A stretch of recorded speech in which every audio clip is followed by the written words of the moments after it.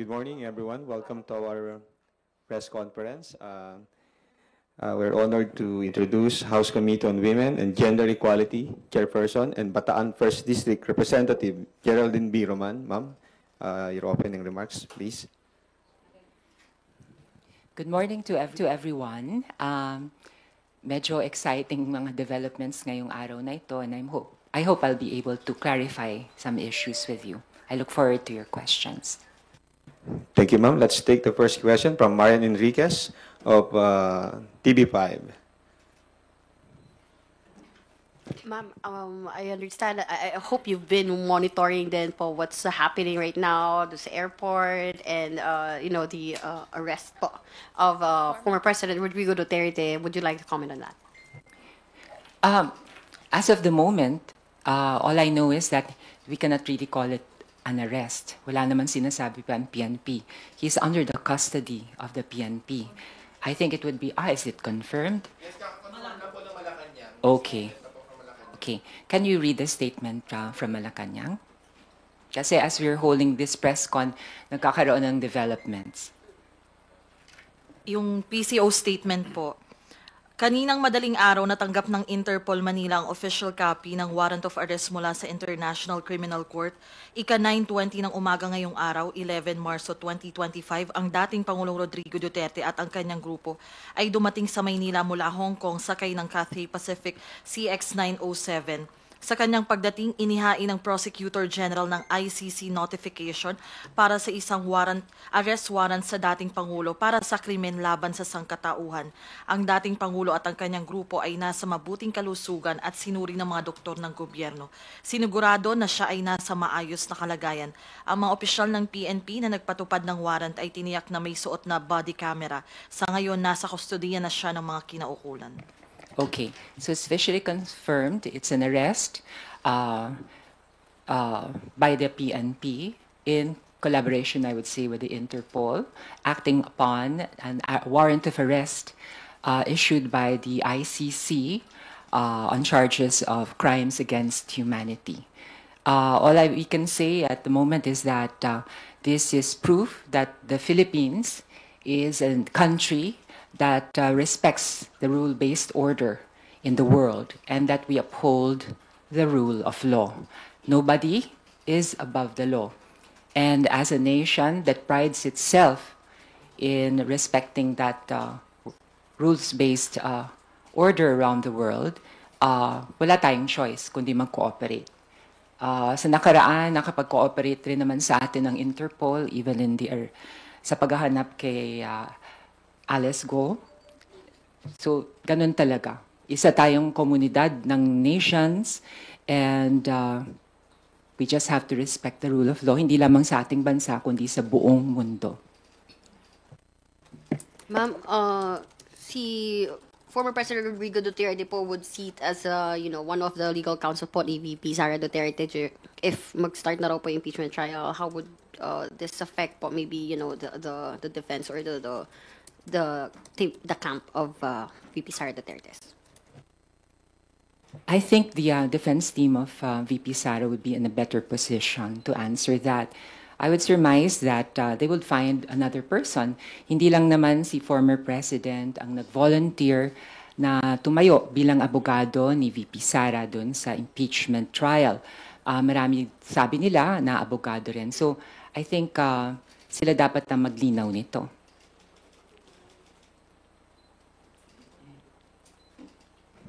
Okay, Marian. Next questions from Melalis Moras of PTV4. Ma'am, follow-up lang po muna dun sa about kay former President Duterte. Kasi isa yung yung House Squad Committee na isa sa mga committee ng joint panel dito sa Kamara, yung mga tumutok din sa issue ng war on drugs na sila yung isa sa mga nilapitan ng mga biktima, EJK victims family. Sa tingin niyo po, anong gaano kalaking tulong na naungkat sa House Squad Committee hearing itong mga isyong ito para magkaroon ng ganitong resulta nga na umabot na sa arrest ngayong araw?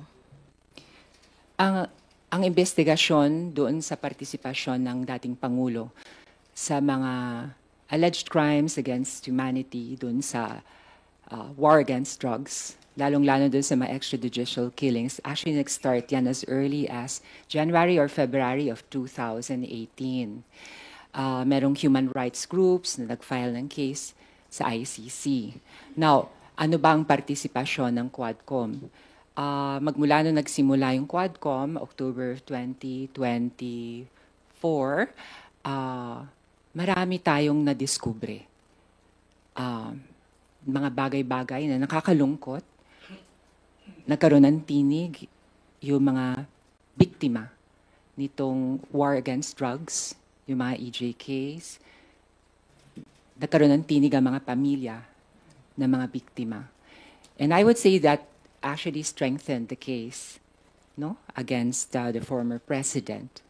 And during those hearings, by his own admission, the former president also mentioned that he did have a role, that he did order many of the killings. In fact, I couldn't believe it when I heard and I saw it on television na talagang sinabi niya na nagpapapatay siya. Sabi ko nga, I mean, that's counterintuitive for a person to actually admit his guilt. So, I would say na malaki ang ambag ng Quadcom sa paglikom ng ebidensya at mga pruweba na magagamit sa kaso na to sa ICC. Any message po, ma'am, sa mga pamilya ng mga biktima rin, ng mga, ito nga, finally, ito kasi ever since, kahit yung mga na-interview po namin na umaattend sa hearing, ito po yung hiling nila, sana talagang magkaroon na ng hustisya dito. Ano pong mensahe nyo dito sa mga pamilya at mga biktima ng umano'y EJK? Ang masasabi ko lang sa mga pamilya ng biktima ng EJKs ay ito. Bilog ang mundo. And sooner or later, we will have all to face justice, face the music. We heard you. We know how you feel. And dito sa House of Representatives, hindi naman po kami manhid sa pananawagan ng mga biktima ng EJK para sa magkamit ng katarungan. Kami po naman gumagawa ng batas. Ang unang-unang kumikilala ng kahalagahan ng isang rule-based order, ng kahalagahan ng the rule of law. Para pa kami gagawa ng batas kung kami mismo hindi namin kikilalanin na dapat manaig lagi ang batas. Alam nyo, iniisip ko, siguro humantong din sa panahon, ilang taon na nakaraan magmula noon, na nawawala na ng pag-asa yung mga pamilya ng mga biktima. Alam niyo naman, sa ating bansa, it is widely believed at nasasaksihan din natin na minsan the wheels of justice turn very slowly. And marahil sa pamamagitan ng ICC, hindi na nga isang local court na nag-hear nito, ay magkakaroon ng katarungan ang ating mga biktima, no? So, may due process. Of course, the former president is innocent until proven guilty. He will also have his chance to explain his side.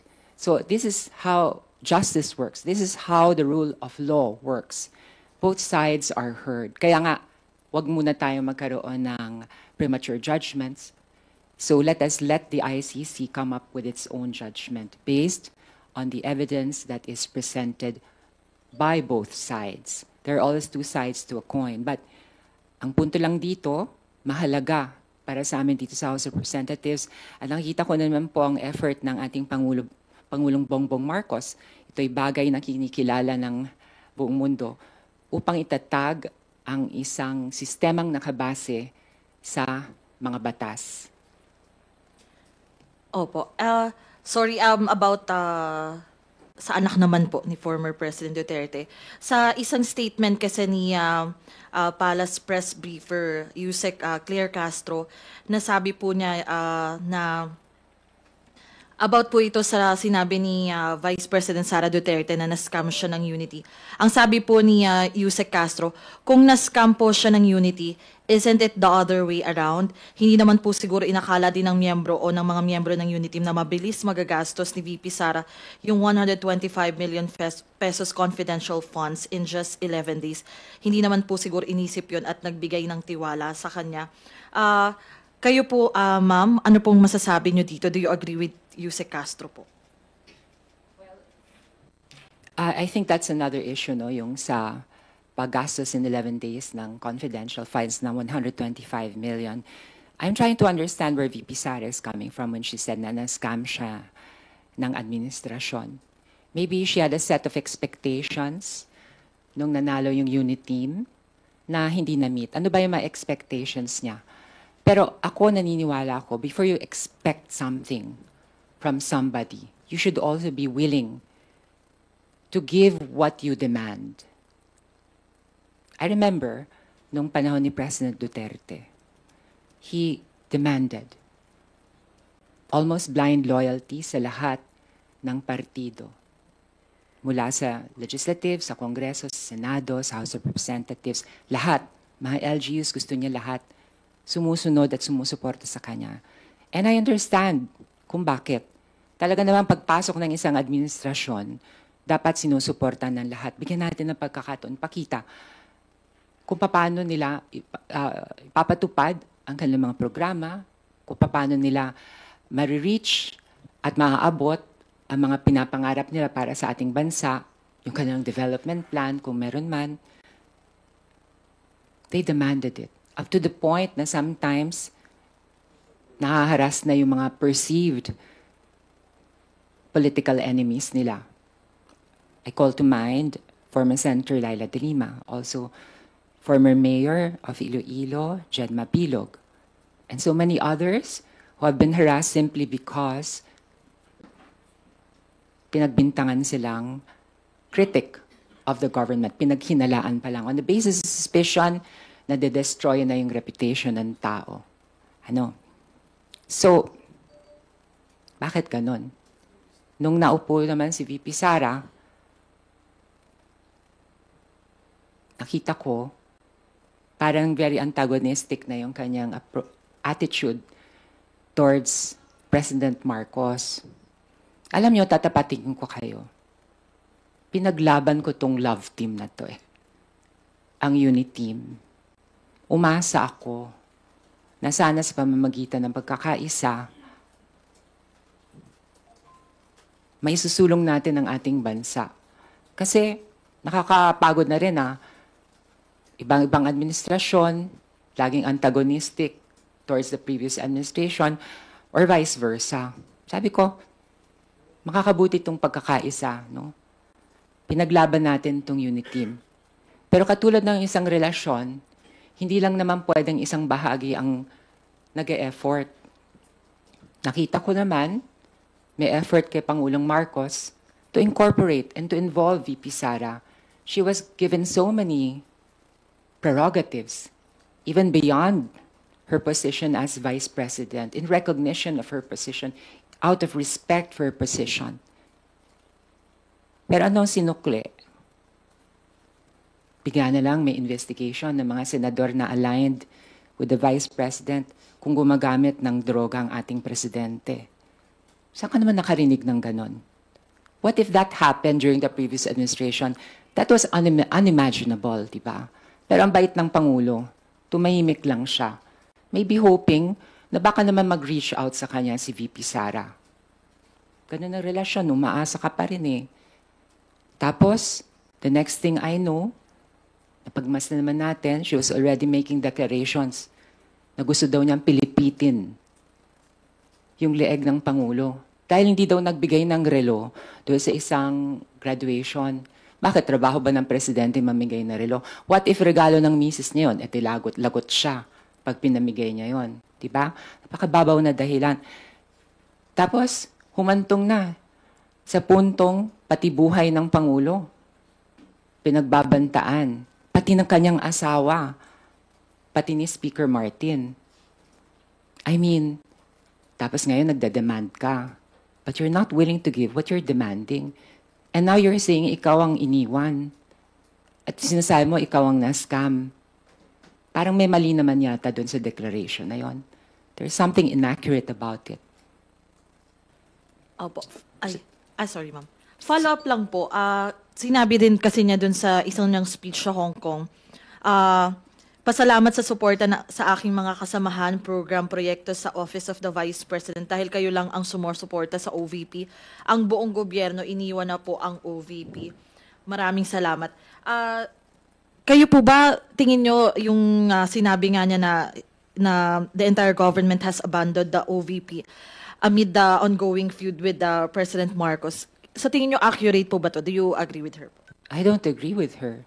Just like any other government agency that has to pass through the scrutiny of Congress sa budget season and hindi exempt ang OVP. And as you have seen, parang tumanggi na lang talaga siya. It seems that she did not feel like answering any of the questions raised by my colleagues during the budget hearing. And when you cannot account for your budget spent in the past years, how can you have the moral authority to ask for more? It's not that. The Office of the Vice President continues to function and should continue to function. I remember former VP Lenny, her office functioned with a much less budget, a smaller budget than what VP Sara has received. And alam nyo, ang trabaho naman talaga ng Vice President is basically to be there in case incapacitated ang President o mawala ang Pangulo. So, binigyan siya ng functions that go beyond her real functions as stated by the Constitution. And she should have been thankful for that. So, kung merong bare minimum na tanggap ang Office of the Vice President, that hardly constitutes abandonment because it will continue to function and follow its mandate based on the Constitution. Okay po. Thank you so much. Thank you, Mela. Sandro Chona from Billionario TV.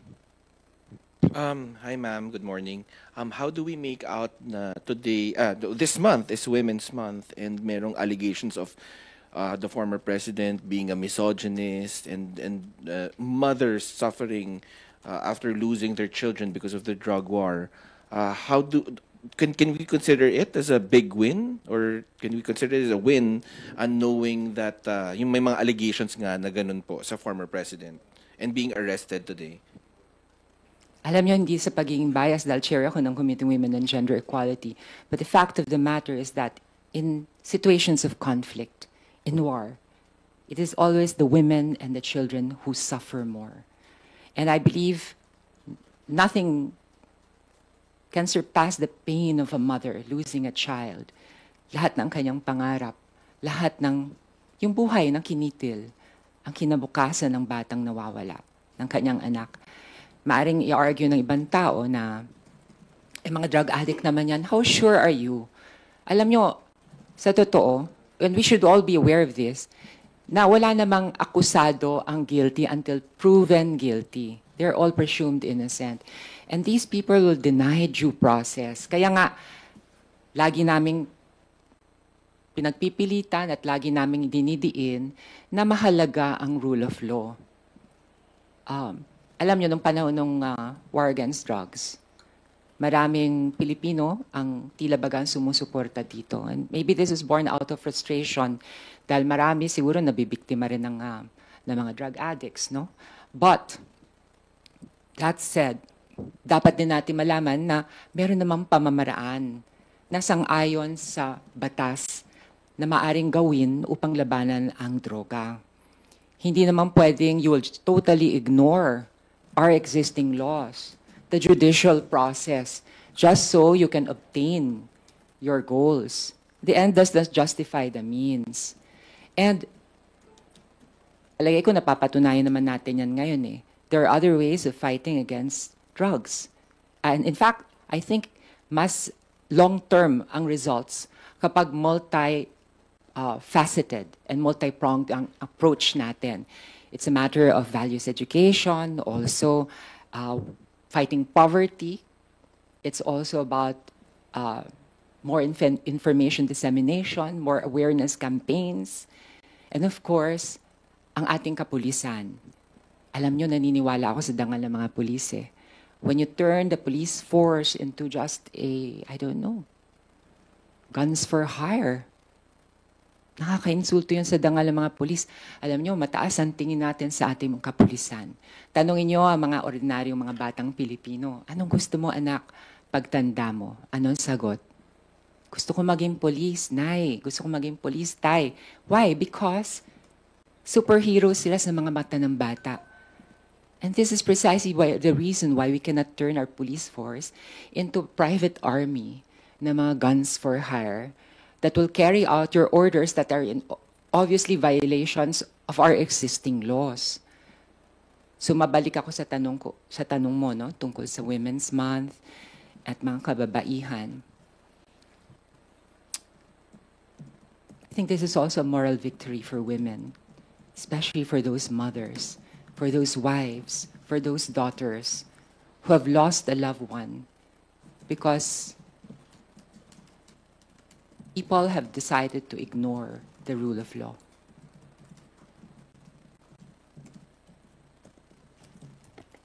Ma'am, if in case dalhin na po sa The Hague ang dating Pangulo, sa tingin niyo po, may mensahe po kaya kayo sa kanyang supporters? Kasi for sure, tensions will, emotions will rise up. Ano po sa tingin niyo kaya yung dapat na maging perspektibo ng mga Pilipino sa ngayon? Kung hindi kayo naniniwala sa mga local courts, at least, bigyan nyo ng chance naman ng ICC. Look at this as a chance for the former president to air his side. Yung hindi tayo nananatili sa duda. If he truly believes that he is innocent of the charges, I'm sure he'll come up with evidence to prove so, no? Now, it will depend on the judges sa ICC kung madedeclare siyang guilty or innocent. So let's give time to due process also. And you just have to trust the process too. Ma'am, hindi rin po ba ironic na we're giving the person who deprived due process to a lot of Filipinos who died during the war on drugs, and yet we're giving him all the due process right now? How do we make out of that? Well, because we always have to take the higher moral ground. If as a nation and as a government, we claim to respect the rule of law, then we should be the first ones to observe it. Naniniwala ako na when we say na kailangan may due process, kailangan may rule of law, igagalang din natin ito. At sabi ko nga, the former president is innocent until proven guilty. Let the ICC do its work. The president, I'm sure, the former president has a team of lawyers as well, and whatever evidence he want to present, he will do it at the ICC. So, masaklap pakinggan, di ba, na parang it's ironic, pero hindi tayo ganon. We take the higher moral ground, and this is the only way we can have moral authority to actually talk about the rule of law when we actually practice it. Thank you, ma'am. Thank you, ma'am. Thank you, Sandro. Earl Tobias from IBC 13. Ma'am, good morning. Ma'am, with the arrest of FPRRD, in your point of view po, what does this mean naman dun sa mga sangkot na dun sa kanyang eskema o polisiya na nadiskubre na rin ng Quadcom? We have Garma, we have Grijaldo, na of course iniimbestigahan pa rin and pinag-aaralan yung ilang case build-up with them in our local law enforcement, national law enforcement naman. Ano po kaya sa tingin ninyo yung president na sineset nito? Does this mean na parang kung si FPRRD nga hindi nakalusot sa rule of law, of course dapat in common sense, dapat yung mga sangkot din sa polisiya niya may imbestigahan, ma'am? Yes, everybody who was involved in that war against drugs and the EJ case may have some degree of culpability. And but what comes to mind right now is yung command responsibility. You know, there are claims that guilt is only personal, but what about, I don't know, in cases like kidnapping, hindi ba ang mastermind meron ding degree of culpability? The brains behind that policy, the man who designed that policy, dapat meron siyang responsibility rin sa usapin na ito. Now, with regards to the others, I don't know, nandiyan din yung ating mga local prosecutors. Usually kasi narininggan kong mga kaso sa ICC is yung mga prominent figures talaga eh. Even dun sa mga war crimes, usually mga national figureheads. I don't know why, no? But I guess this is also the nature of the ICC. Kasi nga, the ICC was established to reaffirm the importance of a rules-based order around the world, no? Aside from obtaining justice for the victims, parang statement din to sa buong mundo na kailangan mahalaga na panaigin ng batas sa lahat ng kaso, no? Kung tayo ay civilized country, kung tayo ay civilized community of nations. Thank you, ma'am. Last na po. You mentioned the message to the world or statement to the world yung parang nangyari. Maghahalalan na po. Ano rin kaya yung mensahe na pinapakita nitong nangyaring arrest warrant against FPRRT? Specifically, siguro dun sa mga iba pa na balak ding may sariling pulisiya na gawin na medyo taliwas dun sa ina-advocate ng Pilipinas na human rights dapat yung nananaig, ma'am. Ang mensahe nito sa lahat ng legislators, no? Kasi kami yung gumagawa ng polisiya is that, and also the executive who may want to formulate policies and programs, you can be as creative as you want. And you can be as determined as you want. But you have to operate within the bounds of the law. It is always the law. First and foremost, our Constitution. And then the body of laws that we have promulgated as a republic. So yun lang, batas lang dapat ang manaig. Yun ang message ko. And also, I have a message for voters, ano? Alam nyo, naintindihan ko kung minsan naiinip pa maraming Pilipino, lalo na sa ating justice system. And we want drastic and immediate results at all costs. Pero hindi po pwede yun eh. It's a double-edged sword. Talo, lalo na po yung mga walang kapangyarihan. Talo, lalo na ang mga mahihirap. Di ba nga madalas sinasabi, may hustisya para sa mayaman, may hustisya para sa mahirap. What if wala na talagang hustisya? Kaya ako natutuwa rin sa mga developments, hindi lang sa kaso na to, but in general, pag nakakita ko ng mga kasong nabibigyan ng hustisya, ng katarungan, under this administration, at least I see great efforts on the part of the President to promote a culture of respect for the law and to establish the rule of law in a country which otherwise would be chaotic. Mga kababayan, ang isang bansang walang batas at walang rule of law ay parang wild, wild west. Anything goes. Anybody can take justice with his or her own hands. Maraming magkakaroon ng karahasan, pagpatay, at mas lalong maaapi ang mga mahihirap. Kaya kailangan natin ng ating mga batas. At syempre, pananawagan na rin sa ating justice system. Bilis-bilisan nyo naman, mga dear. Dahil nakaka-frustrate din pag mabagal ang hustisya. Thank you, Earl. Anything you'd like to ask? If there are no further questions, we will invite Ma'am Geraldine to give her closing or final remarks.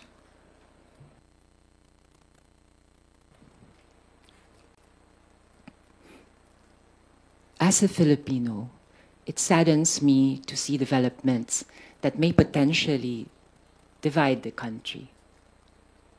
But as a public servant and as a legislator, I realize that these developments are but natural consequences of the decisions of the parties involved to carry out policies that operated outside the boundaries of the law.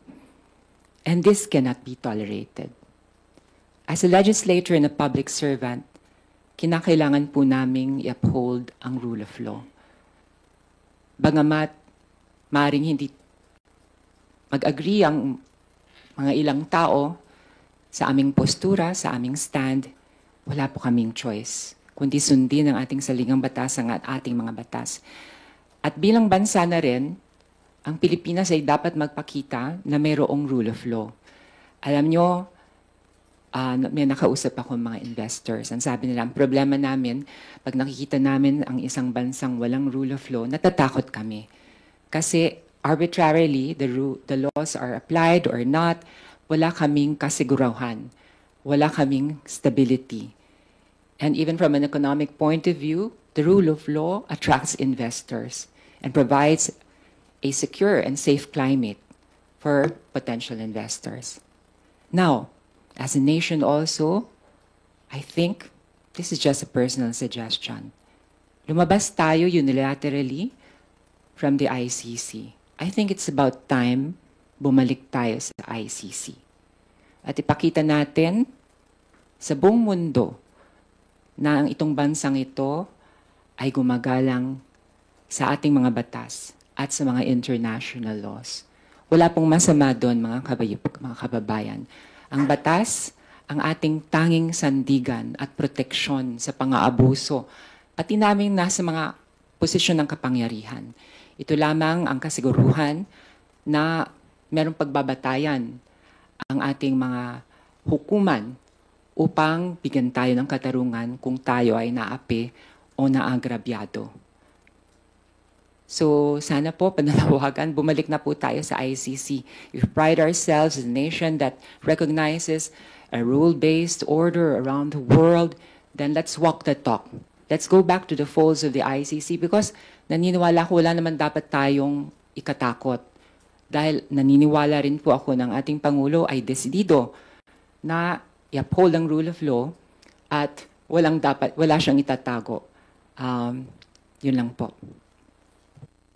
Maraming salamat po ulit. House Committee on Women and Gender Equality, Chairperson, and Bataan, 1st District, Representative Geraldine B. Roman, and to everyone, maraming salamat po ulit. Magandang umaga po.